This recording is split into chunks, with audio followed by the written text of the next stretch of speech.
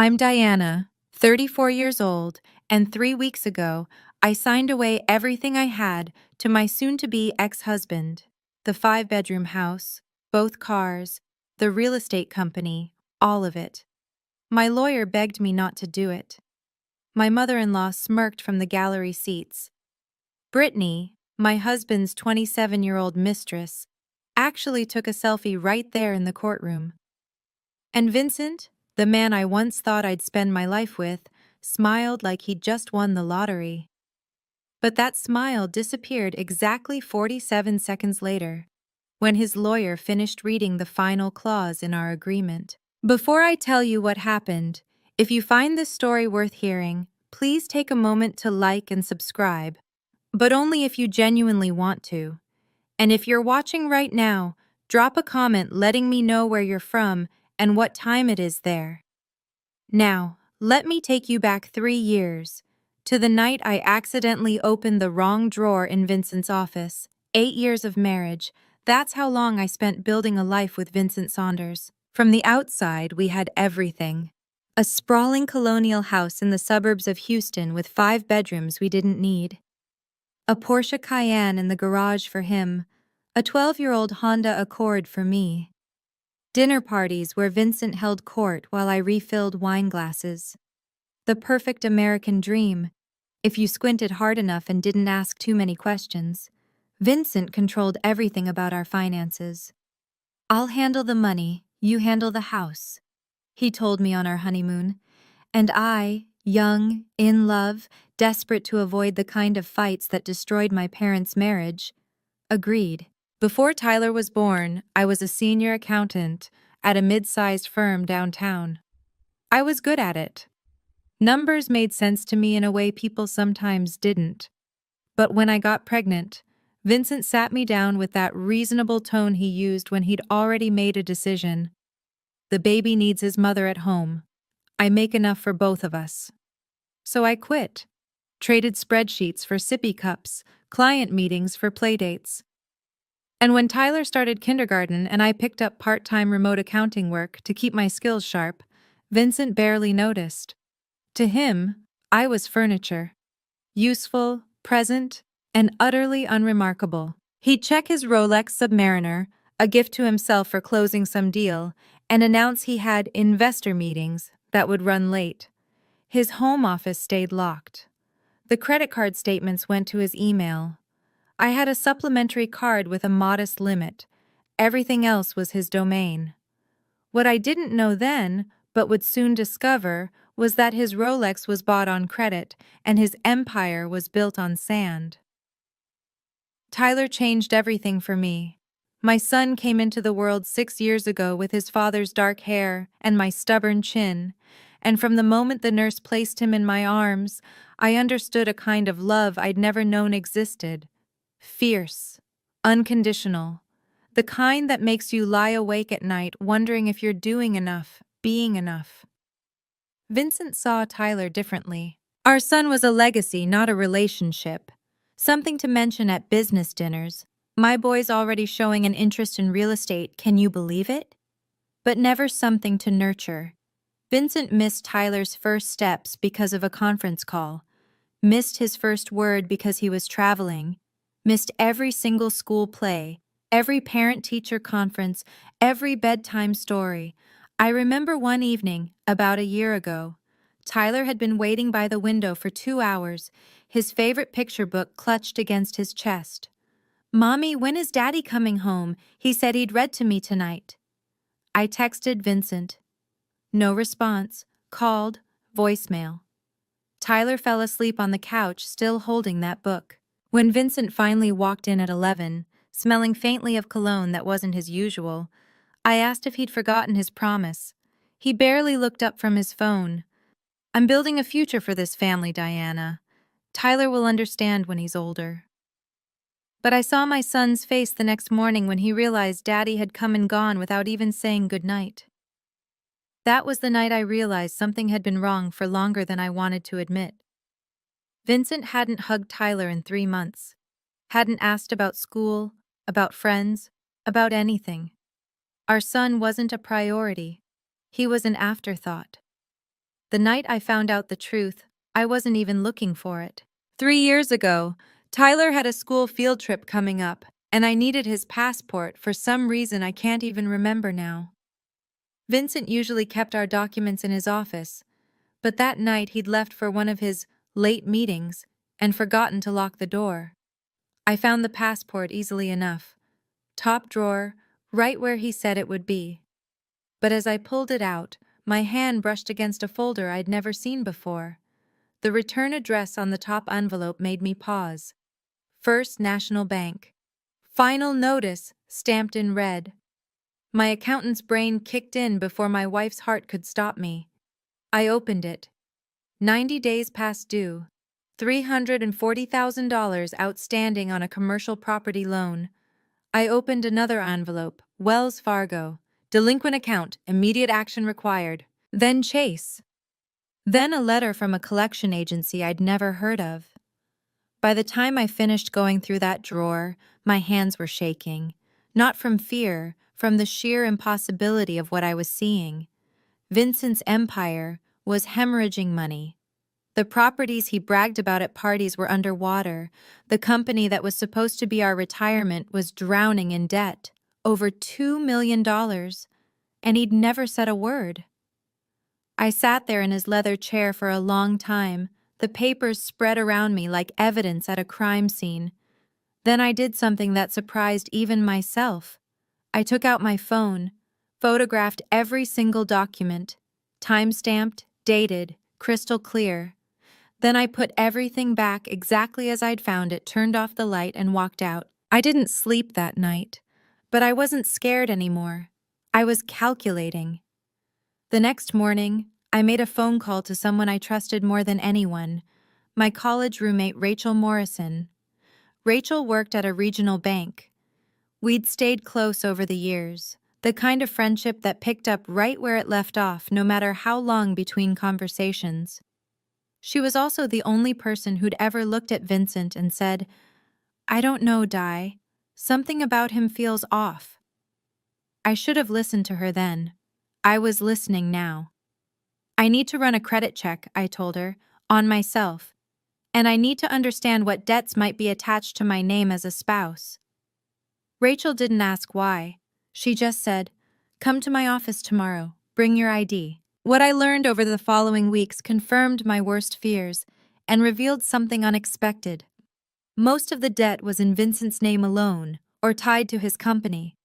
But he'd taken out 2 loans using both our names without my knowledge, forged my signature, or used an electronic version I'd never authorized. "This is fraud," Rachel said quietly, showing me the paperwork. "You could report him." "Not yet." I folded the copies she'd made and slipped them into my purse. "I need to know the full picture first." And so began my 3-year education in financial survival. I opened a savings account at a different bank, one Vincent had no connection to. Every month, I funneled what I could from my part-time work. 200 here, 300 there. I documented everything, saved every email, every statement, every scrap of evidence that crossed my path. Rachel checked in periodically with updates. "The debt's growing, Diana, not shrinking." I wasn't surprised, but I was ready. Vincent had no idea his wife was watching and waiting. A year ago, Vincent started coming home smelling like someone else. It wasn't obvious at first. A hint of perfume that wasn't mine, a text notification he'd silenced too quickly, business trips that seemed to multiply overnight. But I'd spent 3 years training myself to notice everything, and Vincent had grown careless with a wife he considered beneath his attention. The late nights became later. The investor dinners more frequent.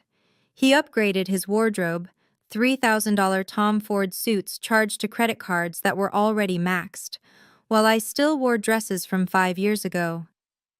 "You should put more effort into your appearance," he told me one evening, adjusting his new silk tie in the hallway mirror. "Brittany, she's a new business associate. She always looks put together. Professional women understand the importance of presentation." Brittany. The name he said too casually, too often. I didn't confront him. What would be the point? I already knew our marriage was a facade. I just needed to know how long I had before the facade crumbled completely. One night, Vincent left his phone on the kitchen counter while he showered. The screen lit up. "Can't wait to see you tomorrow. Wear the blue tie I like. XOB. I didn't touch the phone. Didn't need to. The preview told me everything. That same week, I noticed him deleting his browsing history, changing passwords, making calls from the garage where he thought I couldn't hear.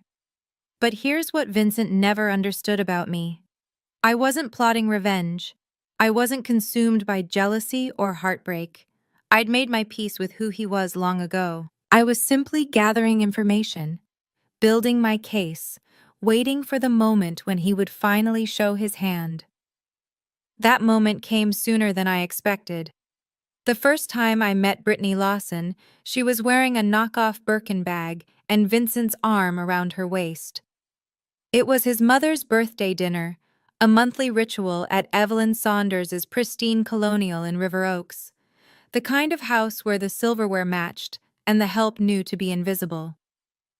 I'd been attending these dinners for 8 years, always feeling like a guest who'd overstayed her welcome. That night, Vincent walked in with Brittany like she belonged there. "Everyone, this is Brittany. She's been consulting on some new investment opportunities for the company." She was 27, all blonde highlights and practiced smiles. Her dress was designer, or designed to look designer. I'd spent enough years auditing luxury goods to spot the tells. The stitching on her bag was uneven, the hardware slightly off color, but no one else noticed. They were too busy fawning. "Vincent finally found someone with ambition," Evelyn announced, squeezing Brittany's hands like she was welcoming a long-lost daughter. Then she glanced at me with that thin smile I'd grown accustomed to. "Diana, be a dear and help Maria bring out the appetizers." I spent that dinner in the kitchen and the margins, watching my husband parade his mistress in front of his family, while they pretended not to see what was obvious. Tyler sat beside me, confused.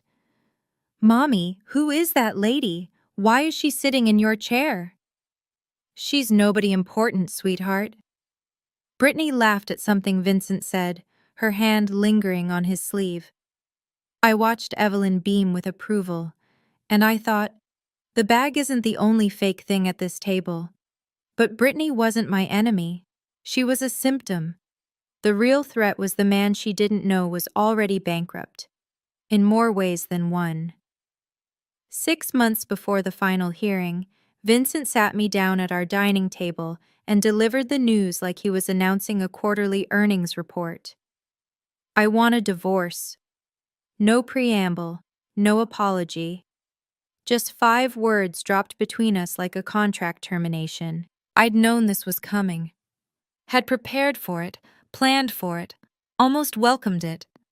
But hearing him say it still felt like a door slamming shut on a decade of my life.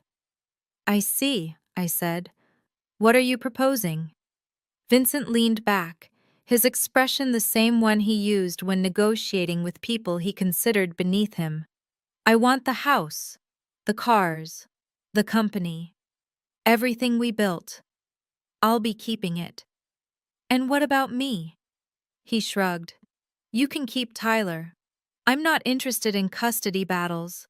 The kid would slow me down." The kid. Our son. 6 years old, innocent, adoring, and his father couldn't even be bothered to use his name. "You're sure?" I kept my voice steady. "You want everything? All the assets?" "All of them. Every property, every account, every share." Vincent smiled, clearly pleased with his own generosity. "I'm being reasonable here, Diana.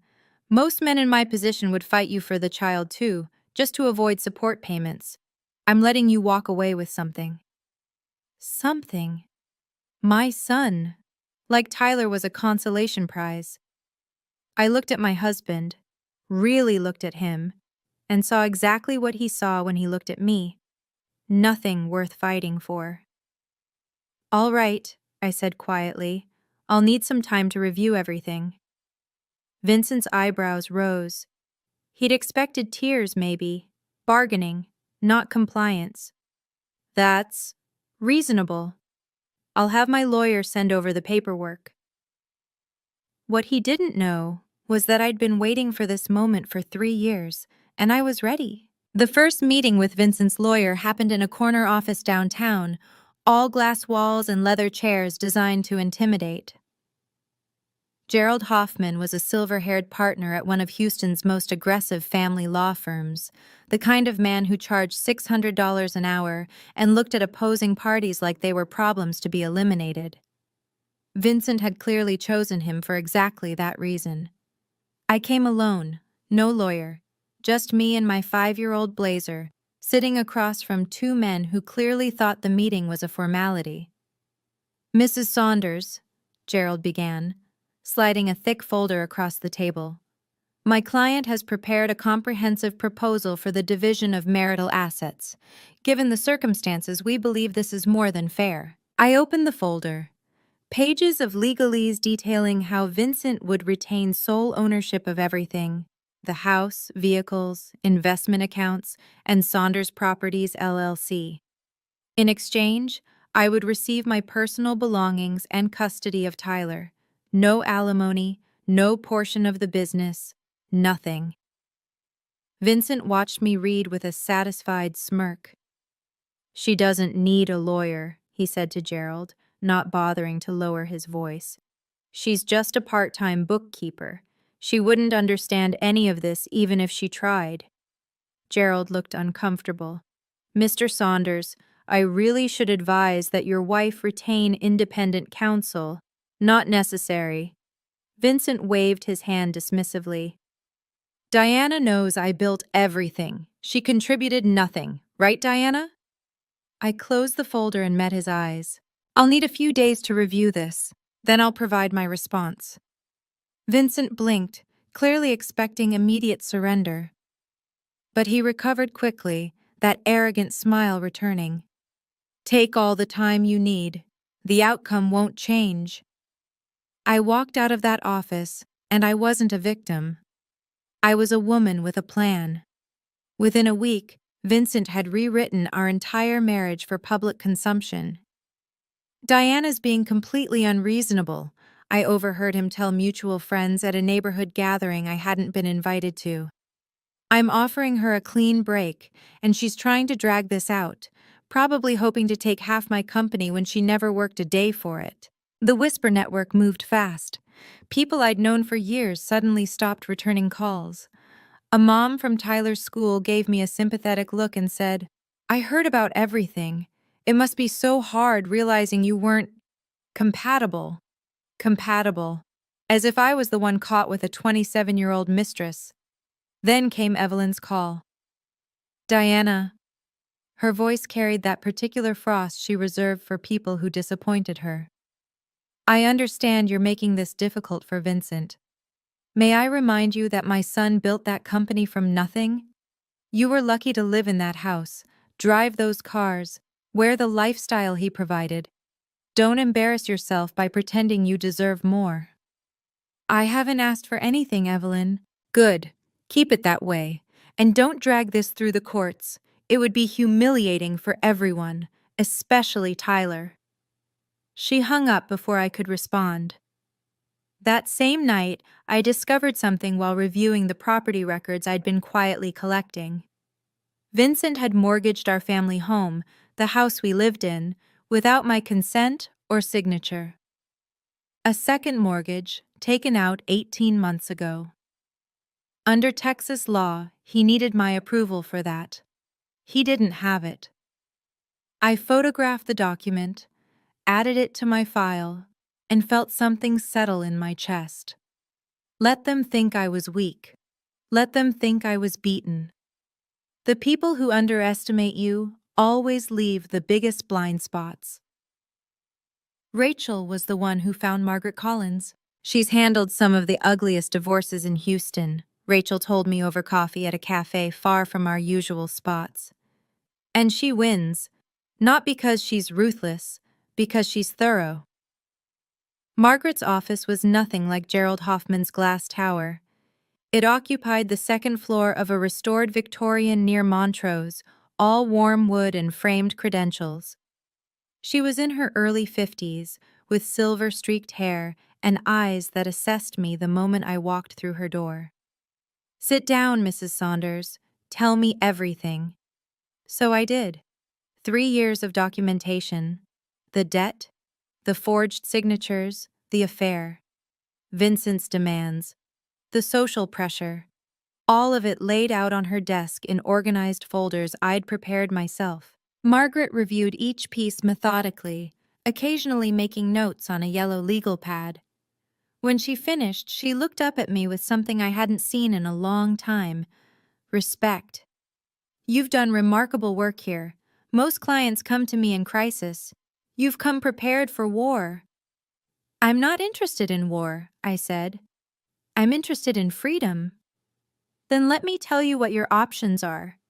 She set down her pen. "Based on what you've shown me, you could fight for half of everything. Texas is a community property state. You have grounds. Half of 4.7 million in debt?" Margaret smiled, the first real smile she'd shown. "You understand the situation better than your husband does." "I've had 3 years to understand it. He still thinks he's a millionaire." "Then let me ask you something." She leaned forward. "What do you actually want out of this divorce?" I thought about Tyler, about my savings account, about starting over with nothing but my son and my dignity. "I want him to get exactly what he's asking for." Margaret studied me for a long moment, then pulled a thick legal textbook from her shelf. "Under Texas law, when marital assets are divided in a divorce, the debts attached to those assets can be assigned as well. It's called a liability assumption clause." She opened to a marked page. "If one party agrees to take ownership of an asset, they can also be required to assume full responsibility for any liens, mortgages, or debts associated with it. So if Vincent wants everything, then Vincent gets everything, including the $4.7 million in liabilities currently attached to those assets." Margaret's pen traced a line in her notes. "The key is ensuring the agreement is explicit and legally binding, and that he signs it voluntarily with full knowledge of what he's agreeing to." "He won't read it carefully," I said. "He never does. He already thinks he's won." "That's his choice." Margaret closed the book. "But we need to protect you legally. There's a document called a waiver of independent review. Essentially, he'll be acknowledging that he had the opportunity to have everything examined by financial experts and chose not to. His lawyer will tell him to get an independent audit." "Almost certainly. But will Vincent listen?" I thought about my husband, his ego, his certainty, his absolute conviction that he was the smartest person in any room. "No, he won't." "Then here's what we do." Margaret pulled out a fresh legal pad. "We draft an agreement that gives him exactly what he's demanded. The house, the cars, the company, all of it. We include the liability assumption clause on page 47 of a 52-page document, and we wait for him to sign away his own future. And if he reads it, then you're no worse off than you were before." She met my eyes. "But I don't think he will." Neither did I. The pressure came from multiple directions at once. Brittany called me first, actually called, not texted, her voice dripping with false sweetness. "Diana, hi! I know this is awkward, but I just wanted to reach out woman to woman." She paused for effect. "Vincent and I are looking at some properties together, and the financing is getting complicated because of the divorce timeline. If you could just speed things along, it would make everything so much easier." "Speed things along," I repeated. "You know how it is. We want to start our new chapter, and you're probably ready to move on too, right?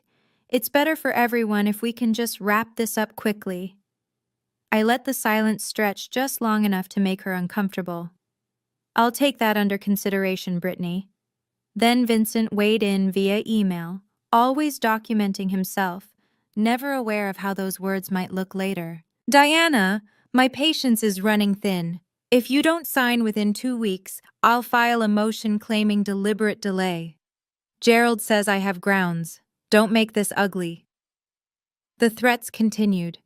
His lawyer sent formal letters. His mother left voicemails. Even acquaintances started reaching out with helpful advice about accepting reality. But buried in Brittany's phone call was something she probably shouldn't have mentioned. The financing is getting complicated, which meant Vincent needed assets on paper to secure new loans. He was planning to leverage the very properties that were already drowning in debt, probably to fund his new life with Brittany. He wasn't just greedy, he was desperate. I showed the email to Margaret. He's signing a waiver with this kind of documented pressure? She almost laughed. Diana, your husband is building our case for us. I just smiled. Let him keep pushing. Every threat was another nail in his own coffin. The family meeting was Evelyn's idea, naturally. We should settle this like civilized people, she announced, summoning us all to her River Oaks dining room, the one with the Waterford crystal chandelier and the mahogany table that had witnessed 30 years of Saunders family power plays. Vincent sat at the head of the table, Evelyn to his right, a few cousins and an uncle scattered along the sides like a jury. I was placed at the far end, physically marginalized, exactly where they wanted me. Diana has agreed to accept Vincent's terms, Evelyn began, not bothering to let me speak for myself. She'll sign the papers this week and we can all move forward from this unfortunate situation. Vincent smiled magnanimously. I always knew she'd come around. Diana understands she wasn't really equipped for this kind of negotiation. The cousins nodded. The uncle cleared his throat approvingly. I sat with my hands folded, saying nothing. We should acknowledge that Vincent is being extremely generous here, Evelyn continued. He's letting Diana keep Tyler, even though, she waved her hand vaguely, a boy needs his father, traditionally speaking. Tyler is my priority, I said quietly. I just want what's best for him. Then sign the papers, Vincent said. Stop dragging this out. I looked down at my hands, performing the defeated wife they expected to see. You're right, I'll sign. I only wanted to make sure I understood everything. Evelyn beamed. Finally, some sense. You see, Vincent? I told you she'd come around, once she realized she had no other choice. Across the room, I caught Tyler watching from the doorway where the nanny was supposed to keep him occupied. His small face was confused, worried. I smiled at him gently. What nobody in that room understood was that I hadn't surrendered. I just made them think I had. The night before the final hearing, I sat alone in the tiny apartment I'd rented after moving out of the house. 2 bedrooms, 1 bathroom, a galley kitchen barely big enough for 2 people to stand side by side. But it was clean, it was safe, and it was ours. Mine and Tyler's. My son had fallen asleep an hour earlier, his favorite stuffed elephant tucked under his arm. I watched him breathe for a few minutes, this small person who had become the center of my entire universe, then walked to the kitchen table where my documents were spread out.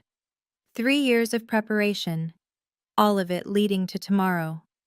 I reviewed the final agreement one more time. 52 pages.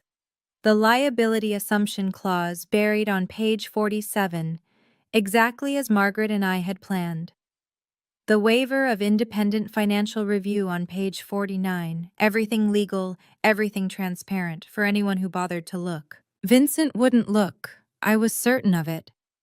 But certainty and reality are different things, and my hands trembled slightly as I closed the folder.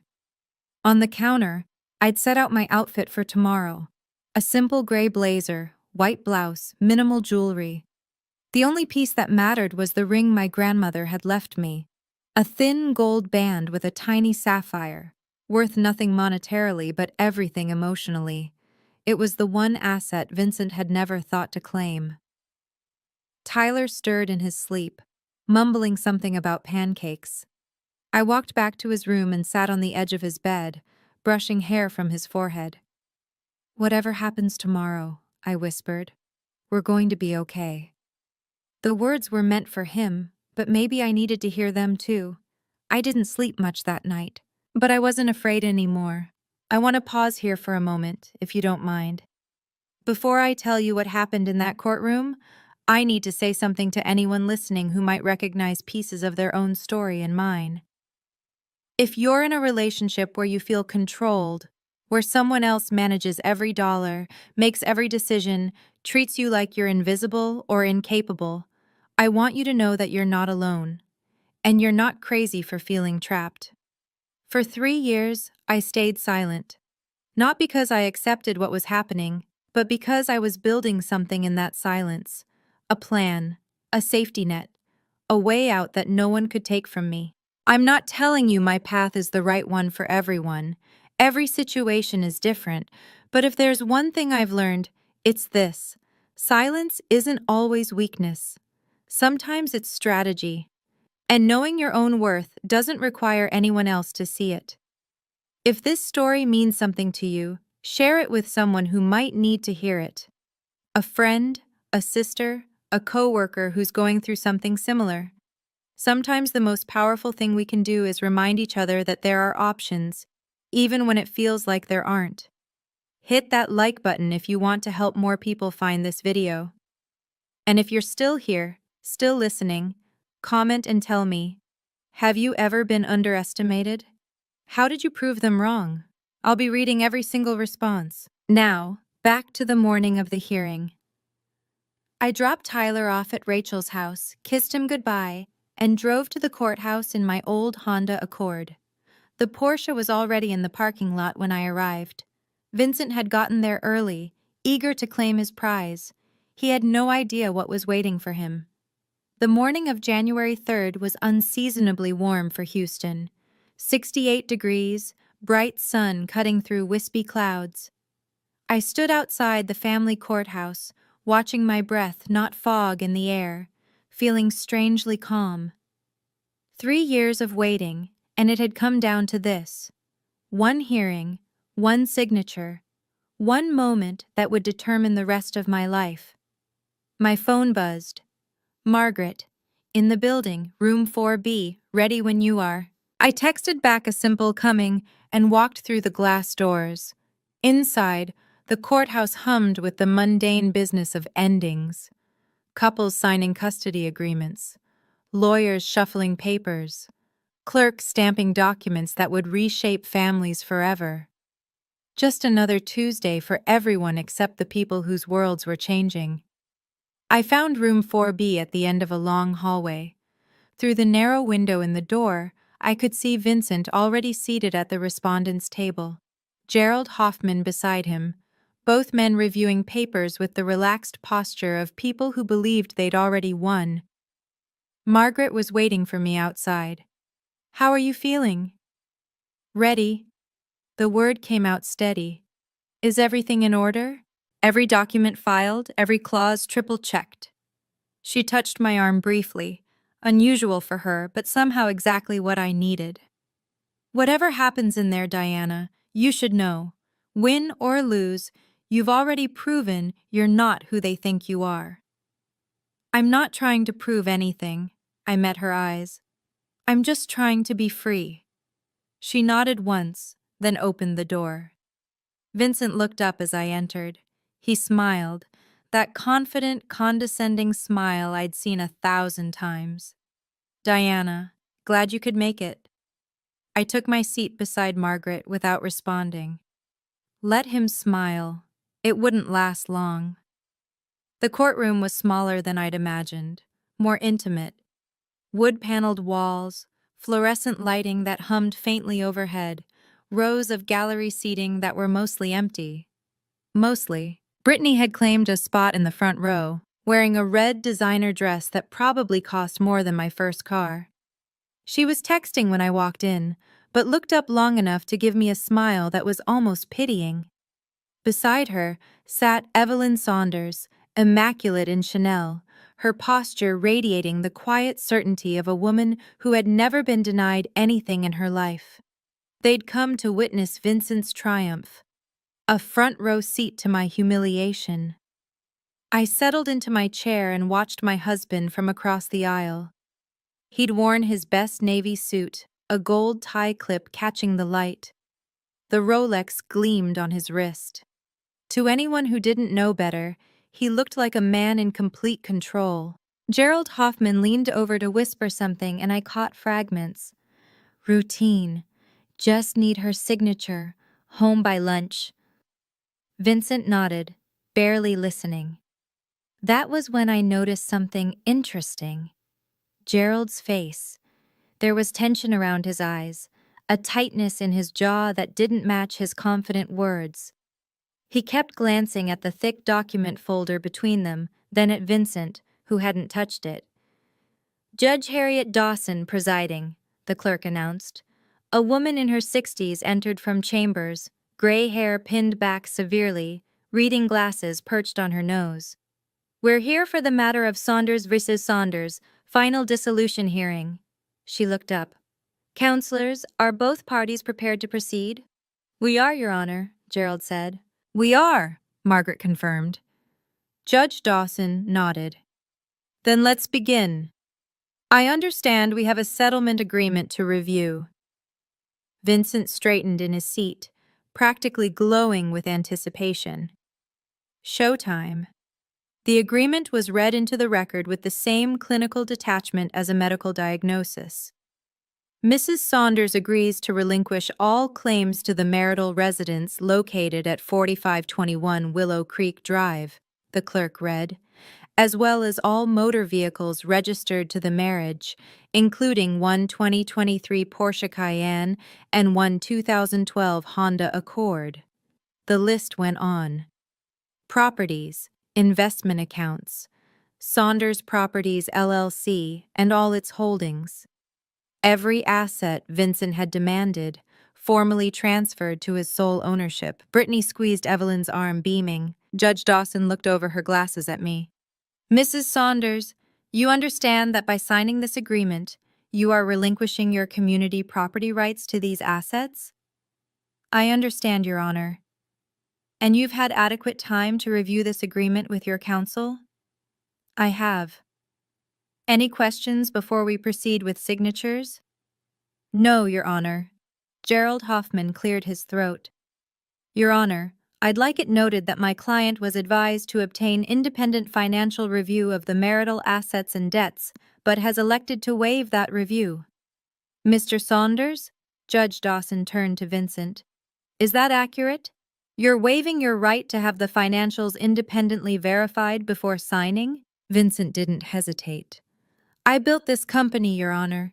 I know exactly what it's worth. I don't need some accountant telling me what I already know. Then please sign the waiver on page 49.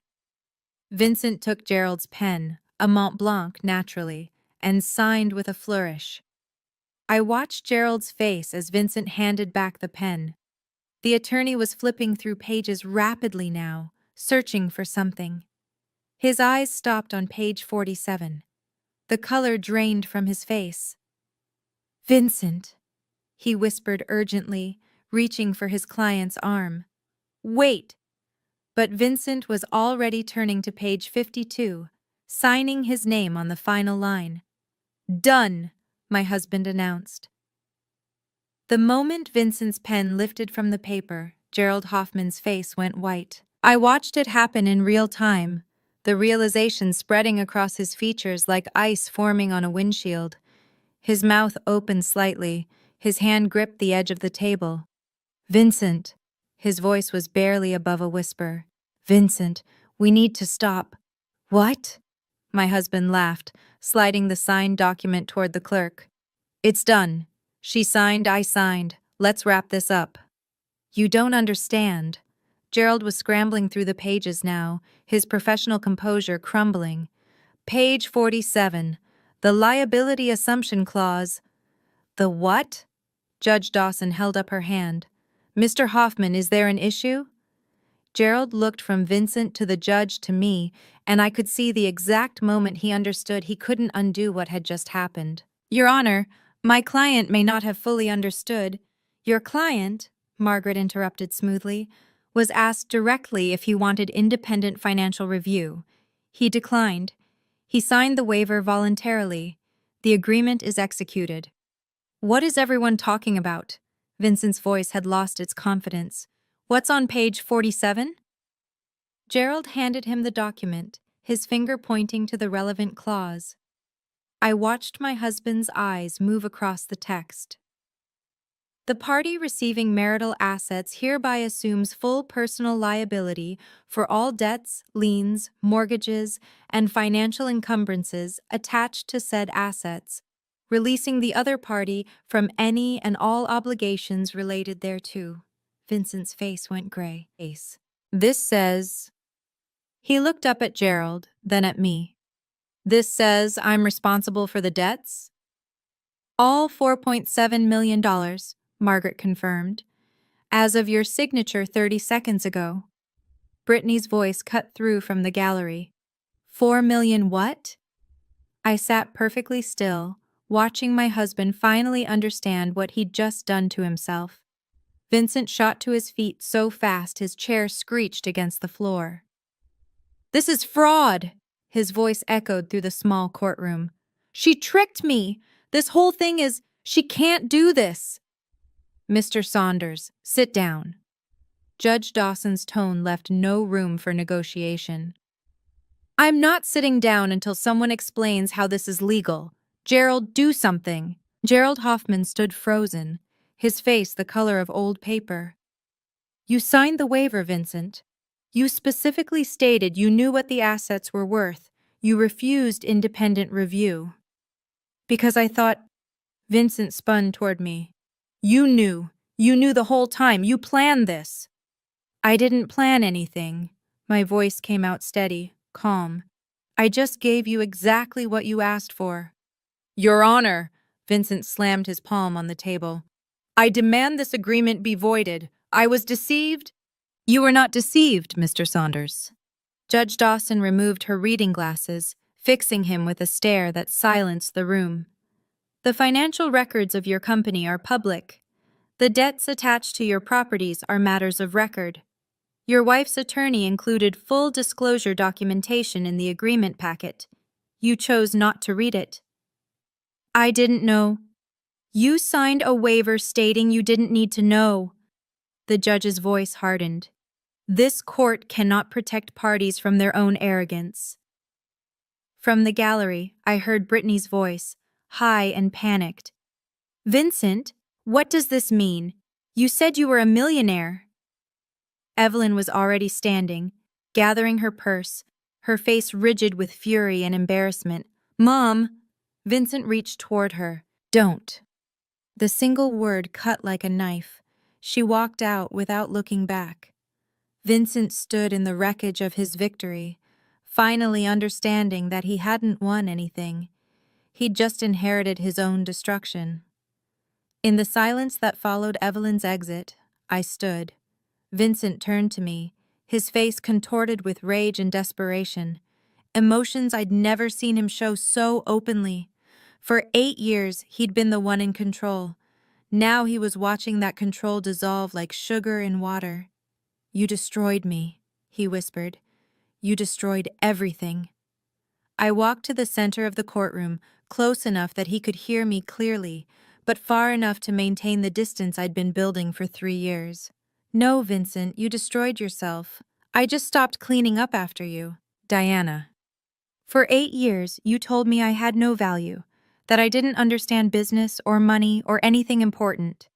I kept my voice level, the way I'd practiced in front of my bathroom mirror on nights when I couldn't sleep.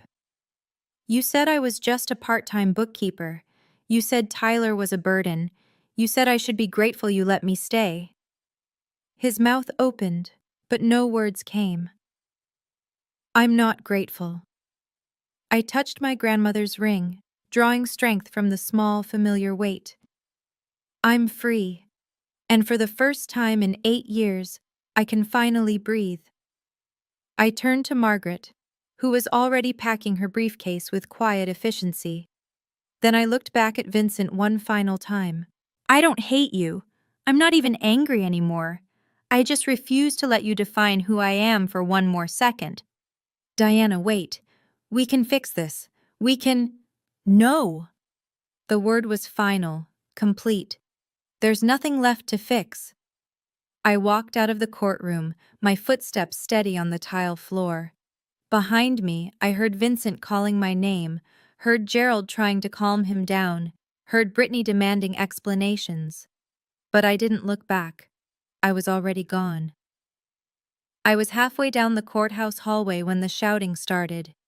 Through the glass doors of room 4B, I could see Brittany standing in Vincent's path, her face flushed, her carefully applied makeup starting to run.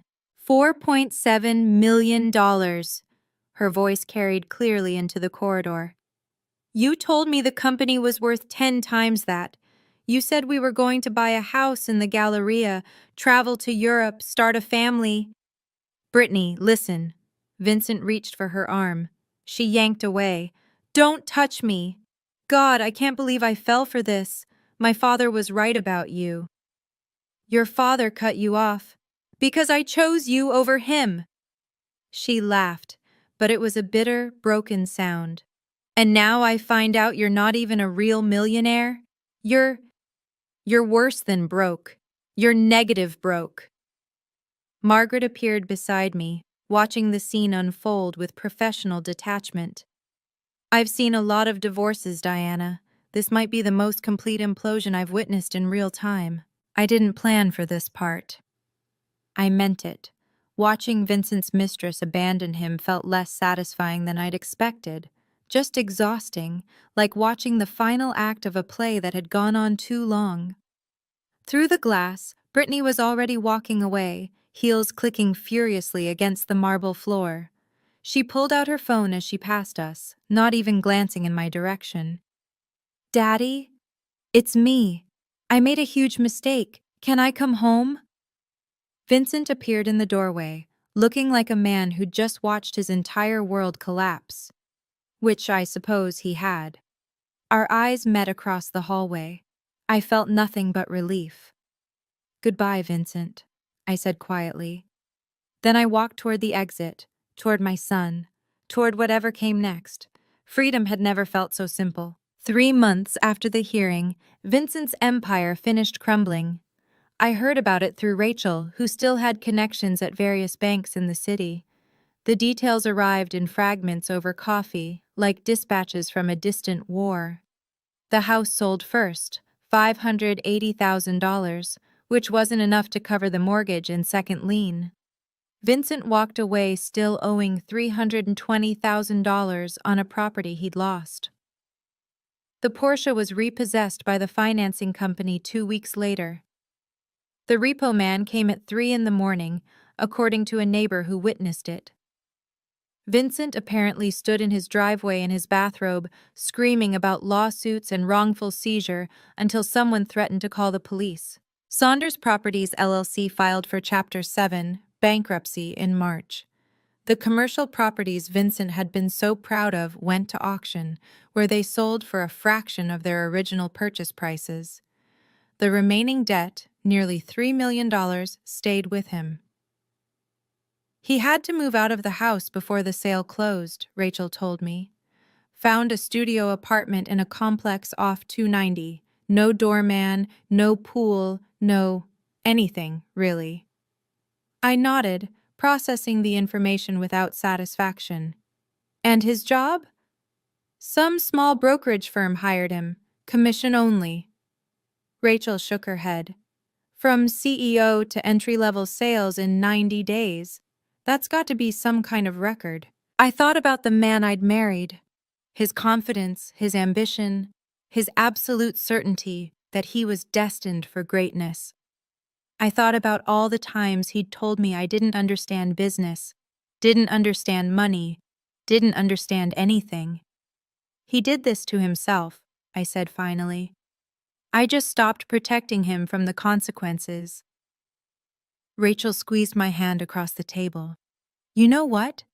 That's the best kind of revenge, the kind you don't even have to take. Summer arrived, and with it, a new beginning.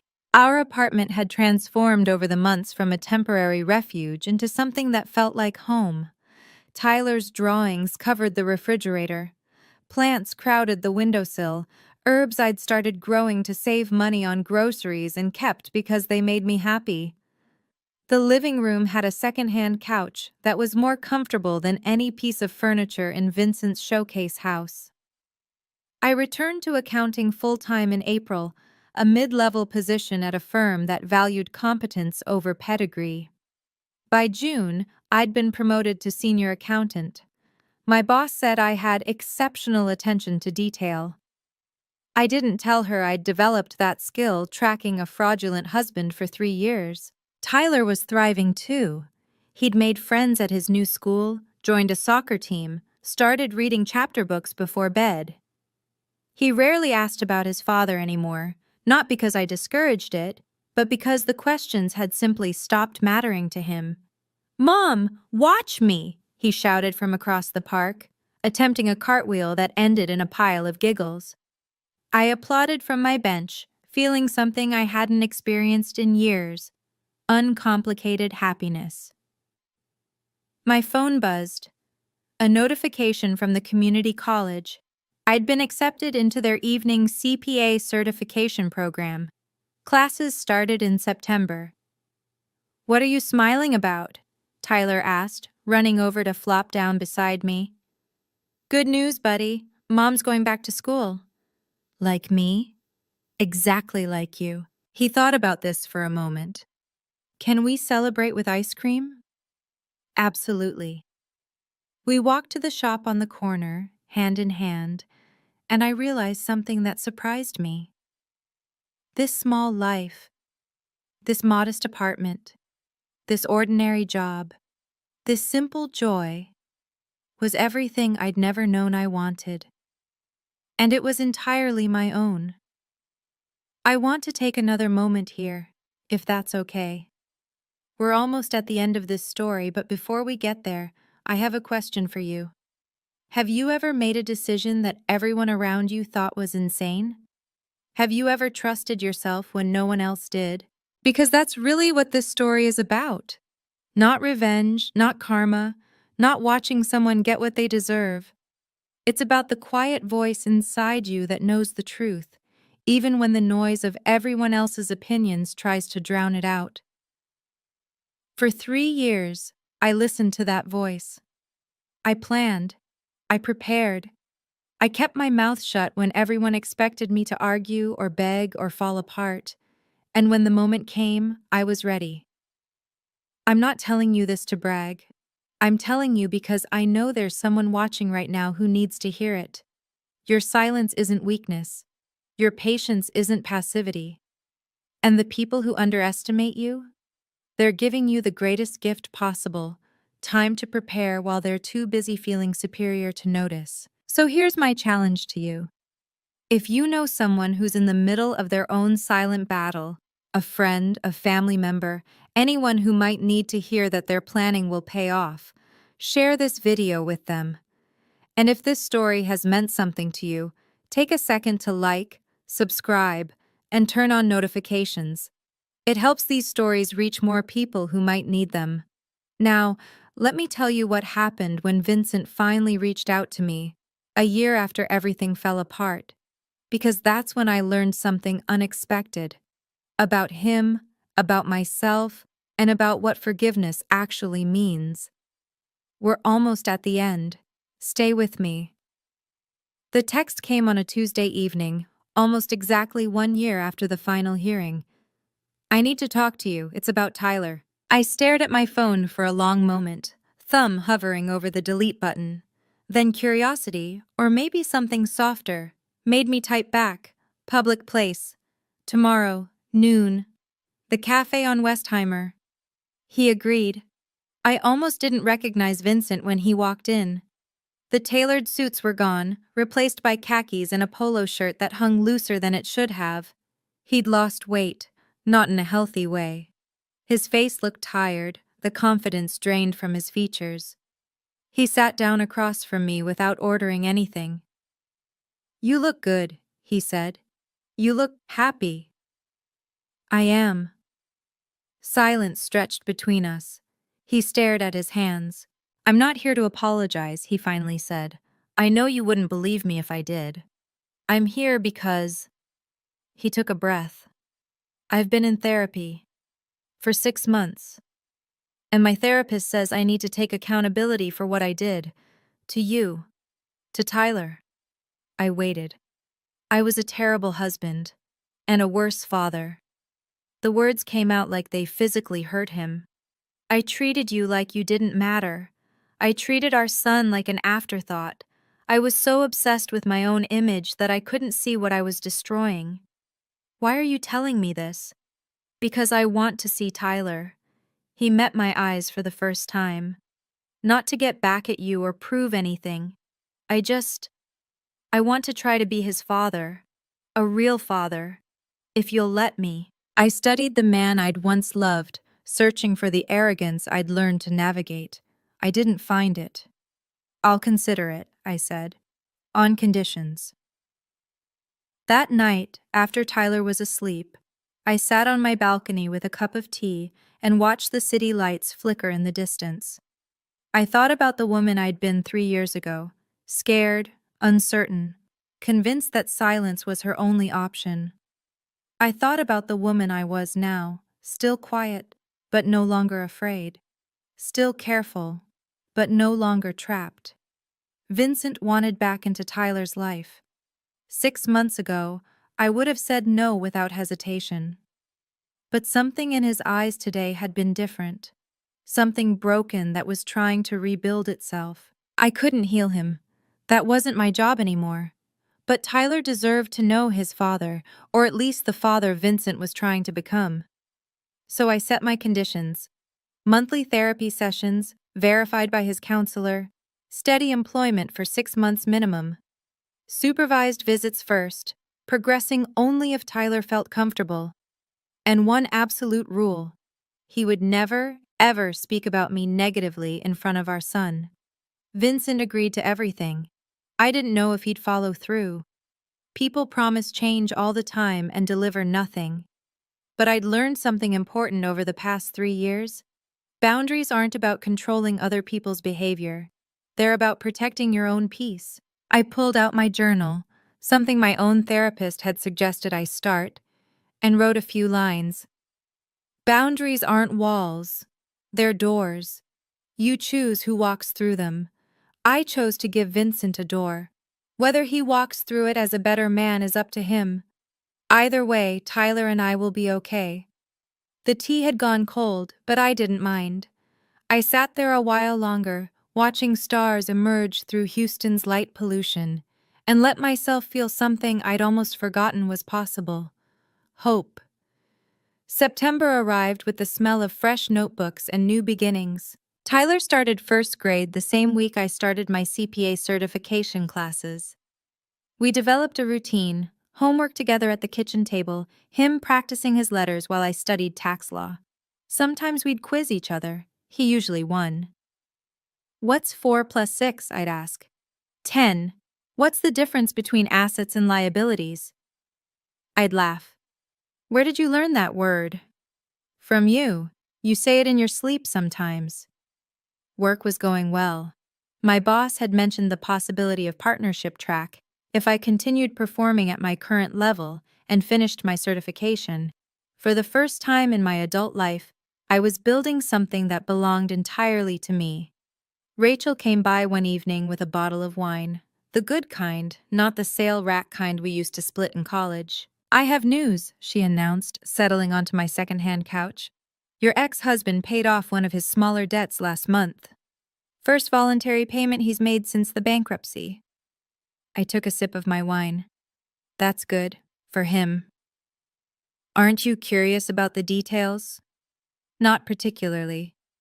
Rachel studied me for a moment, then smiled. "You really are over it, aren't you?" I was over it the day I walked out of that courtroom. I looked around my modest apartment, the plants, the drawings, the evidence of a life built from scratch. I just didn't know what came next. Now I do. The next morning, Tyler and I walked to school together, his hand warm in mine. "Mom?" he asked as we reached the gates. "Are you happy?" I knelt down to his level, adjusting his backpack straps. "Yes, baby, I really am." He smiled, that beautiful, uncomplicated smile that made everything worthwhile, and ran toward his classroom. I stood watching until he disappeared inside. Then I walked toward my future. Before I end this story, I want to share something my therapist helped me understand about Vincent, about myself, and maybe about someone you know. Vincent wasn't born cruel. He was raised to believe that being a man meant being in control of money, of decisions, of everything and everyone around him. His father was the same way, and his father before that. When his business started failing, he couldn't admit it. Not to me, not to his family, not even to himself. Because in his mind, admitting failure meant admitting he wasn't a real man. So he doubled down, took on more debt, projected more confidence, and when the pressure became unbearable, he found someone new, someone who didn't know the truth, who could reflect back the successful image he so desperately needed to see. Understanding this doesn't excuse what he did, it just explains it. And honestly, it helped me stop taking it personally. His cruelty was never really about me. It was about his own fear of being seen as weak. As for me, I had my own patterns to confront. I avoided conflict because I watched my parents' marriage implode in screaming matches and slammed doors. I thought silence meant peace. I didn't realize I was confusing peace with paralysis. What I learned through all of this is that silence can be powerful, but only when it's a choice, not a cage. Planning is valuable, but so is knowing when to act. And your worth doesn't depend on whether the people around you recognize it. If there's a lesson here, it's this. The people who underestimate you are building their own traps. You don't have to do anything but stay ready. So, that's my story. A woman who was told she didn't matter, who spent 3 years proving that she did. Not to anyone else, but to herself. If this meant something to you, hit that like button. Subscribe if you want to hear more stories like this one. And check out the description for related videos. More stories about people who were counted out and ended up on top. Thank you for listening. Thank you for being here until the end. I'm Diana, and I hope wherever you are, whatever you're facing, you know that you're stronger than they think. You just might not have found your moment yet, but you will.